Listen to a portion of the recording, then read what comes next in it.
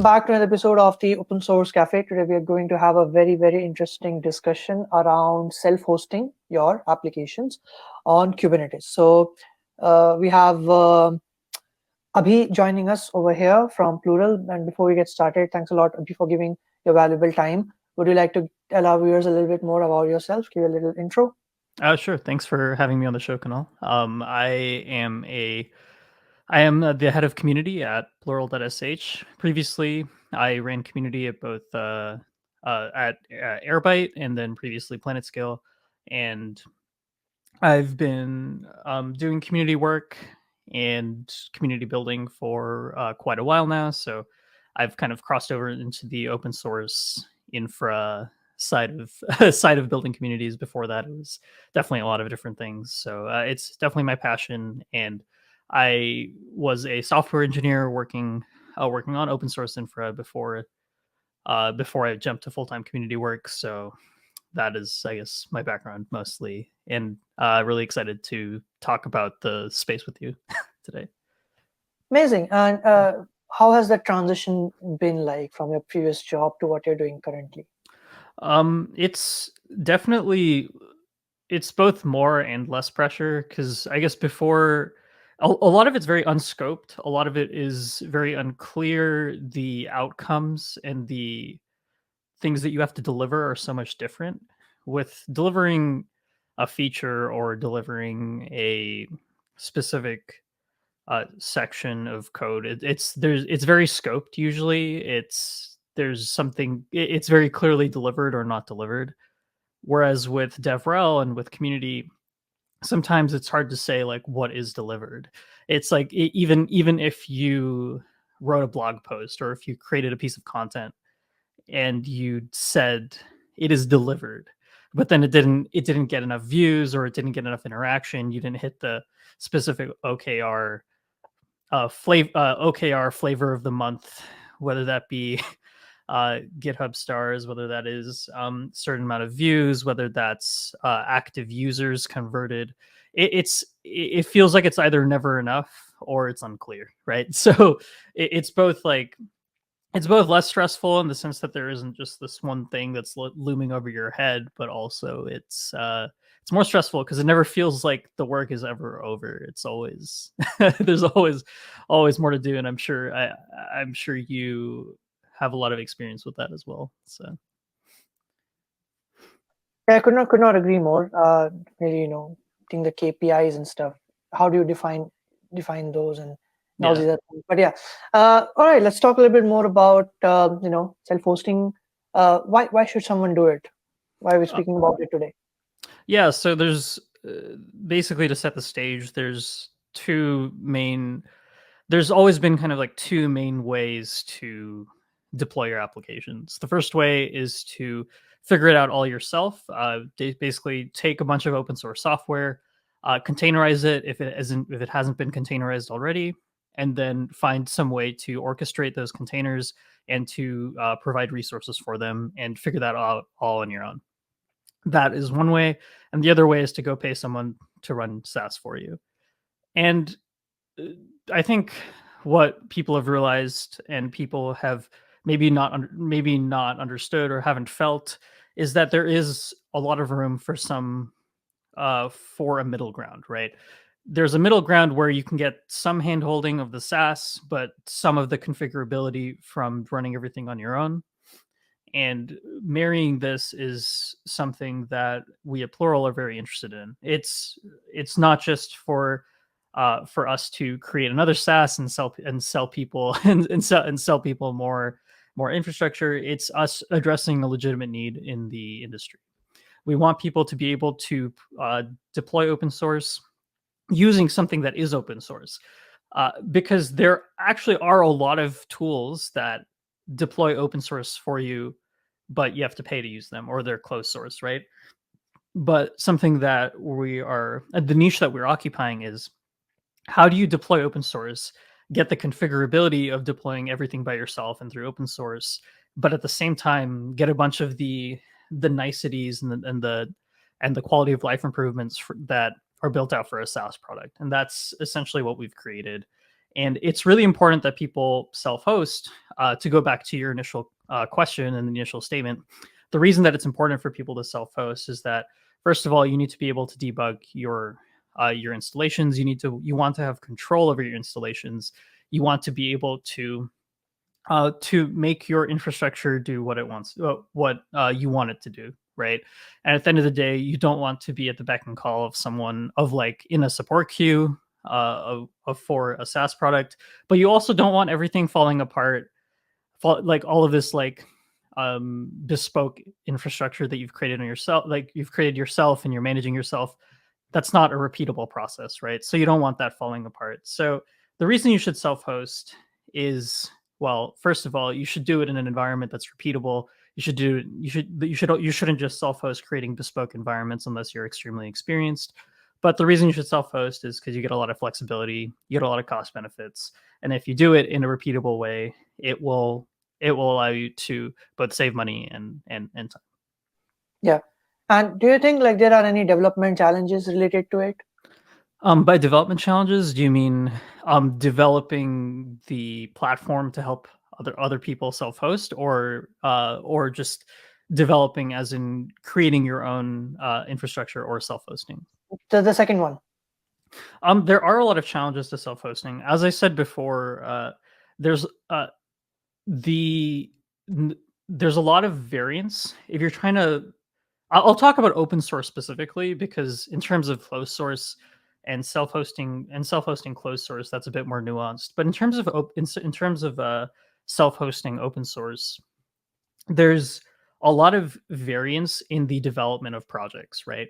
So when you are kind of like uh, piecing together a bunch of different open source software, a lot of them are going to be in various levels of maturity.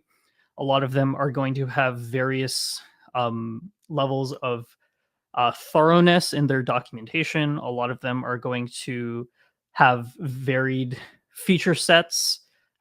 They will be in, as mentioned, in different states of life than others. Some will have have their application very nicely containerized. Others will not.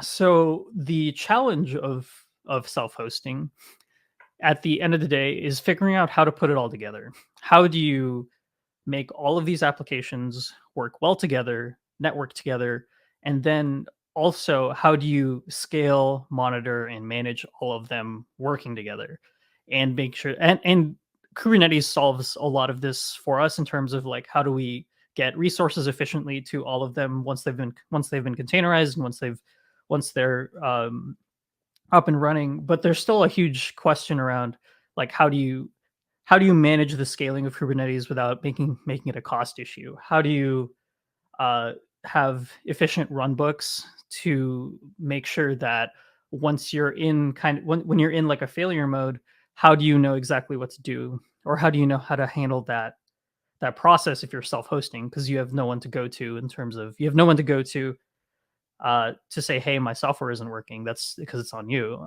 How do you scale up?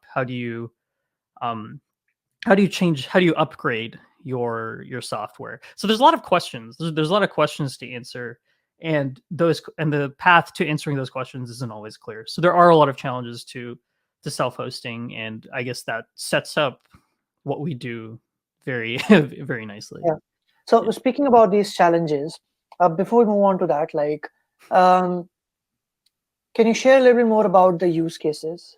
And let's then talk a little bit more about how Plural is addressing these challenges. By use cases, as in like the use cases of why someone would want to self-host. Yeah. Yeah. So So one like we talked about like yeah. the benefits. So now we can talk about who is the ideal person, like Yeah, entity to yes. do it. Yeah. Yeah, so there's a few common use cases. There's the first use case, which is the like first party app dev, where you're creating your own application, that your own bespoke application, and you want to have it scale infinitely and work with some other open source tooling, whether that's data streaming, maybe something like Kafka, and then like have like a data warehouse and a database that's all kind of like working on the same Kubernetes cluster. So having like so having some hosted application that you're running, that's not necessarily like an open source one, but that's one use case. Another use case is you just want to run a bunch of apps. Like you just want to run like a data engineering stack of composed of something that moves data around, something that stores data, and then something that orchestrates everything together, right? So that's a pretty common like data stack. And then maybe you have a DevOps or CI/CD stack. Maybe you want to run like Argo, and you want to run these like a lot of these like applications or microservices in an environment for that scales cheaply. All of these are valid use cases, right? Usually, the thing that we see the most often is just like people that want to spin up something like Airbyte, Airflow, and Superset, uh, and they want to do it where everything kind of like is plumbed together, everything's working together nicely, and there's not an obvious way to do that, and there's not an obvious way to kind of like manage it all yourself, right? And so the question is, you could go and set up like a Kubernetes cluster in any cloud provider, and you could manually go and install all of these applications into that. But then there's so much more that comes that comes into managing these installations. And I'd say that the data engineering one is the most common use case that we see, but there's plenty more applications that you can install into Kubernetes. Like for example, you don't necessarily need to use like you can use like a BI tool with what you can use a BI tool with any different microservice that you're running on Kubernetes. You could run Kubernetes, though it'd probably be kind of a waste with just like superset or something, right? Or you could use it to analyze your CI/CD pipelines. So there's a few different use cases. I'd say that like I mentioned, the data engineering one is probably the one that we see most common. Amazing. And can you share a little bit, tell us a little bit more about, first of all, we appreciate you giving the detailed explanations. Can you tell us a little bit more about Plural and how it is, how is Plural, solving these challenges? So Plural solves these challenges by creating a repeatable way to deploy the same application in a specific environment every time, right? So you go to so when you sign up for the Plural platform, which is completely free and open source, you basically just plug in your you plug in your credentials, and we create a Kubernetes cluster for you, and then we install those applications onto your Kubernetes cluster. If you say, let's just say plural bundle install like superset, right? And then we go ahead and install a fully functional superset installation onto your Kubernetes cluster. And so you can kind of just pick and choose what applications you want. And then furthermore, we have a console that allows you to have DevOps runbooks to help scale or debug your installations of applications. So we have runbooks that are tailored made to every specific application. We have dashboards that are tailor made to every specific application, so that when you spin up any specific application, what comes with that is now a suite of tooling that allows you to manage and have these like day two operational solve these day two operational challenges that often a lot of even closed source platforms don't solve, because a lot of platforms will say, let's give you your applications, like here it is, we've spun it up for you, but then they haven't addressed like 90% of the work. It's like, because 90% of the work is like, how are you going to manage it? How are you going to fix it when everything goes down? How are you going to manage scaling when things or like resource allocation? Let's just say you start having like crazy like high percentage memory utilization, and you and then you have to start like either ask someone or figure that stuff out yourself, and it is hard to do that all on your own. So we are kind of like an end-to-end an end-to-end turnkey infrastructure service. And in fact, one of the things that we're struggling with is that we and this is like the least humble brag ever, is that like we're doing there's like so many like there's like so many things that we're doing that it's actually very difficult for us to describe what we're doing, right? And it's like even in this explanation it feels very like long-winded. It's like and at the end of the day we're just trying to make it easy to go from the deployment stage to the managing stage and then the monitoring stage. And we're trying to cover all of that in the open source space, which we feel like there is a huge void in terms of who is covering the entire like gamut of the experience. So that's what we're doing. Yeah, I agree. Especially, like with various, like, let's say, vendor lockings and stuff. Yep. You sometimes, even though it's open sourced, but you sometimes do feel like some entities have control over stuff. And it's Yeah. nice to see, other people like working on fixing that. Cool. This is my one last question, Abhi, is thanks a lot for sharing. By the way, really great talking to you. Is how can someone get involved with Plural? And I believe you have an open, your own open source projects and stuff as well. So yeah, if you want to share anything, and by the way, for everyone else, I'll leave the links in the description below. You can check it out. So there's a few ways that you can get involved with Plural. One of the ways is that you can check out our GitHub. Really appreciate any comments or feedback or love on our GitHub page, and you could add a new application to our marketplace. We have a constantly growing marketplace of applications that we're making it easy to deploy. So if you have like a specific open source application that you want to see made easy and repeatable to deploy on Kubernetes, we can work with you to help make that a reality. You can come to our Discord community, which I think Kunal may leave a link to in the description. And I'd say those are the two main places. You can leave suggestions on our GitHub discussions for things you'd like to see in the platform. It is, as I mentioned, it's completely free to use, other than your own infrastructure costs. But if so, I'd love to see how people can use it, especially as like a tool to learning how Kubernetes works.